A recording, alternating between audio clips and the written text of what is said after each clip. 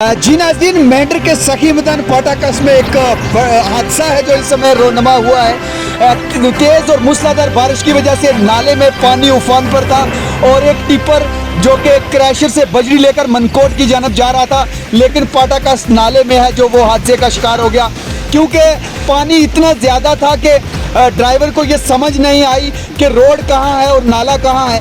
ऐसे में ये हादसा है जो रोनमा हुआ है। अभी मेंढर के सखी मैदान पाटाकस में एक टिपर हादसे का शिकार हुआ है, जिसमें जो बताया जा रहा है कि ड्राइवर है जो वो महफूज है। दोनों अतराफ है जो काफ़ी तादाद में गाड़ियां खड़ी हैं।